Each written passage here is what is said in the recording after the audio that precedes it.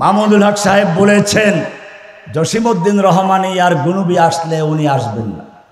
আলেমদের মধ্যে গন্ডগোল তৈরি করার জন্য বিভিন্ন চক্রান্ত শুরু হয়েছে। আমি আপনাদেরকে নতুন একটা ঘটনা বলি। সেদিন আমার শেরপুরে এক প্রোগ্রাম ছিল। ওই প্রোগ্রামে আমি আছি, মাহমুদুল হাসান গুনুবি আছেন, আমাদের শায়েখ আল্লামা আজিজুল হক সাহেবের সুযোগ্য পুত্র আল্লামা মামুনুল হক সাহেব ছিলেন। কে বা কারা সেখানে খবর ছড়িয়ে দিল মামুনুল হক সাহেব বলেছেন জসিমউদ্দিন রহমানী আর গুনুবি আসলে উনি আসবেন না। আমার কানে যখন এই বিষয়টা আসলো আমি বললাম, আমার মনে পড়ল এক জায়গায় স্বামী আর স্ত্রী দুজনই দুই জায়গায় ভলান্টিয়ারি কাজ করছে। কোনো একটা বড় অনুষ্ঠানে স্বামী পুরুষের ভলান্টিয়ার, তার স্ত্রী মহিলাদের ভলান্টিয়ার। এর মধ্যে ওই পুরুষের পাশে একজন বলছে কি জানেন, ওই যে মহিলাটা দেখা যায় ওই মহিলাটা গোয়েন্দা। ওই মহিলাটা কি গোয়েন্দা। বলছে কার কাছে? স্বামীর কাছে। তো স্বামী মনে মনে হাসে আর বলে তোমাদের মতো লোকের কারণে আজকে এই গন্ডগোলগুলো লাগে। ওই লোকটা কি জানে? যে বলেছে সে গুরুত্বপূর্ণ, নাম বলছি না, তার সম্মানিত ব্যক্তি, বললে সবাই চিনবেন। কিন্তু সে কি জানে এই আল্লামা মামুনুল হক আর জসিমউদ্দিন রহমান একসাথে ছোটবেলার থেকে বড় হয়েছে। আমি যখন মিশকাত পড়ি মামুনুল হক সাহেব তখন নাহাবি মীর পড়েন। আর আমার ছাত্র জীবনে খোঁজ নিয়ে দেখবেন নিচের দিকের সকল ছাত্র আমাকে ওস্তাদের মতো ভালোবাসত। আসরের পরে সবাইকে আমার কিতাব ধরত, নিচের দিকে সবাই। এমন একটা আন্তরিকতা আমার ছাত্র জীবনে নিচের দিকের ছেলেদের সাথে ছিল। জামিয়া রহমানিয়া আমার নিজের পরিবারের চেয়েও বেশি মহব্বতের। আল্লামা আজিজুল হক সাহেব রহমাতুল্লাহ আলাইহি আমার উস্তাদ, নিজের সন্তানের মতো ভালোবাসতেন। সেই সুবাদে আল্লামা মামুনুল হক সাহেব বলেন, মাহফুজুল হক সাহেব বলেন, তারা আমার আপন ভাইয়ের মতো এখনো। কিন্তু দেখেন, যেহেতু এখানে একটা বিষয় ছিল, তারাও মামুনুল হক সাহেবের আশপাশের লোকদের জিজ্ঞেস করলো, তো তারা হাসলো। তারা কি জানে? কারণ এই 2 দিন আগেও মামুনুল হক সাহেব আমি একসাথে প্রোগ্রাম ছিল না, 2 জন বললাম কই আছেন, কাজে আসিফ মোহাম্মদ, চলেন বাসায় আসেন। তো আমরা অফিসে বসলাম, 2 ঘন্টা পর্যন্ত গল্প করলাম। এই মানে এত ব্যস্ততার মধ্যেও এই লোকটা কি জানে আমাদের আন্তরিকতা কতটুকু, আমাদের মহব্বত কতটুকু? আমি কখনোই এই কোনো জামাত, কোনো দল, কোনো বিএনপি কারো বিরুদ্ধে কখনো নাম ধরে কোনো বক্তব্য দেই নাই। কিন্তু দেখবেন বিএনপির নাম ধরে আসে কি, বিএনপিতে যারা ভোট দিবে তারা কাফের, জসিমউদ্দিন রহমান। আমি কোথাও বলেছি কথা? আমি পরিষ্কার বলি, বিএনপির হাইকমান্ডকে আমি জানিয়ে দেই, সারা বাংলাদেশে একদল লুটেরা, চাঁদাবাজ বিএনপির নাম দিয়ে চাঁদাবাজি করে যাচ্ছে। আর সেই চাঁদাবাজদের একটা অংশ আমার একটা জমি দখল করেছিল। আমি যখন তার বিরুদ্ধে অ্যাকশন নেওয়া শুরু করলাম, তখন বিএনপির হাইকমান্ড মোহাম্মদপুর থানা কৃষক দল কমিটি ভেঙে দিয়েছে এবং তাদের দল থেকে বহিষ্কার করে দিয়েছে। এতে ওদের গায়ে আগুন লেগেছে, কারণ ওদের কাছে একটা দলের পদ পাওয়া অনেক বড় জিনিস। এখন তারা প্রায় লেখে জসিমউদ্দিন রহমানী বলেছে বিএনপিতে ভোট দিলে কাফের হয়ে যাবে, অমুক তমুক। আমার কোনো বক্তব্য আছে এরকম? থামলিন লাগাই দেয়, বক্তব্য শুনে কয়জন। এজন্য মনে রাখবেন, যারা ইউটিউবে লেখালেখি করেন, যারা মানুষের বক্তব্য প্রচার করেন, থামলিন লাগান। সামান্য একটা প্রচার পাওয়ার জন্য মিথ্যা ভাবে লিখে ওলামায়ে কেরামদের মধ্যে সংঘর্ষ লাগান।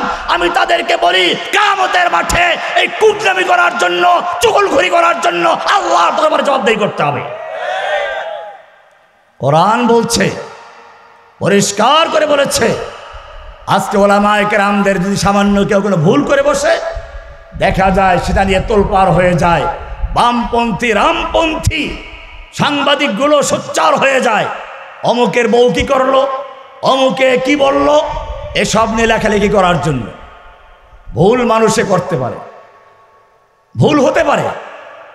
একজনে বলেছে নবী নাবাউন থেকে, নাবাউন মানে সংবাদ, অতএব নবী হচ্ছে সাংবাদিক।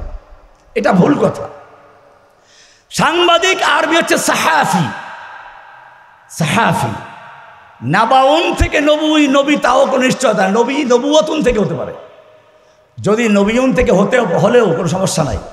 এটা ভালো করে মনে রাখবেন।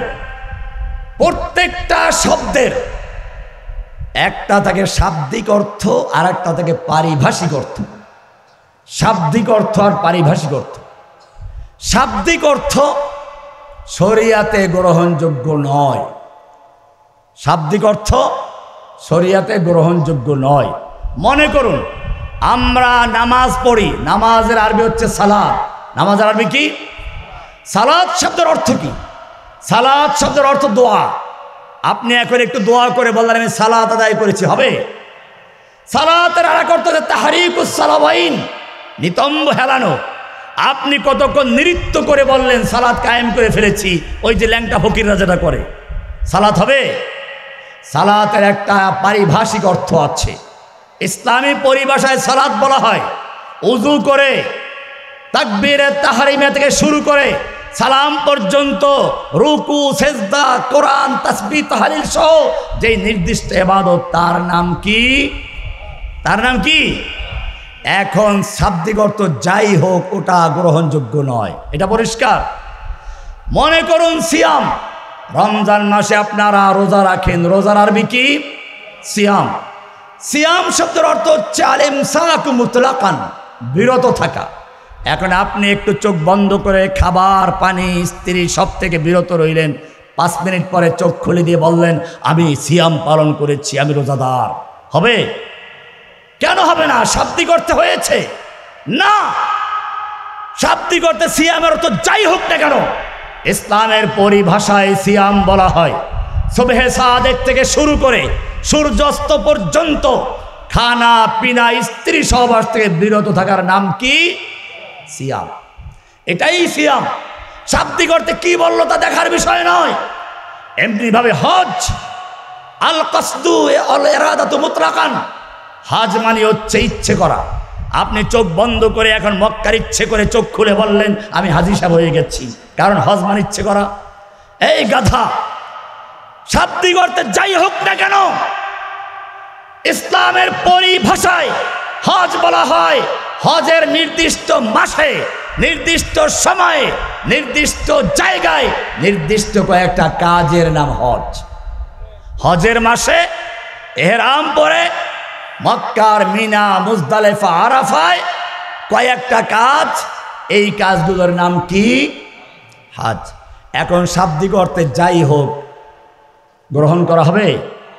ঠিক এরকম ভাবে নবী শব্দের অর্থ কি? শাব্দিক অর্থ যাই হোক, নবুয়তুন থেকে হোক বা নাবাউন থেকে হোক, এটা দেখার বিষয় নয়। ইসলামের পরিভাষায় নবী কাকে বলে? ইসলামের পরিভাষায় নবী বলে ইনসানুন বাআসাহুল্লাহু ইলান নাসি লিতাবলীগি ওয়াদ দাওয়া। নবী ওই মানুষকে বলা হয় যেই মানুষকে আল্লাহ রাব্বুল আলামিন মানুষের কাছে দ্বীনের দাওয়াত এবং তাবলীগের জন্য প্রেরণ করেছেন। তাকে নতুন শরীয়ত দেওয়া হতেও পারে, নাও হতে পারে। নতুন শরীয়ত দিলে তাকে বলে রাসূল, নতুন শরীয়ত না দিলেও সে নবী। এরকম নবীর একটা সংজ্ঞা আছে। ইসলামের পরিভাষায় সেই হচ্ছে নবী। সুতরাং আর যত লোকই সংবাদ বহন করুক না কেন, তাকে নবী বলা যাবে না।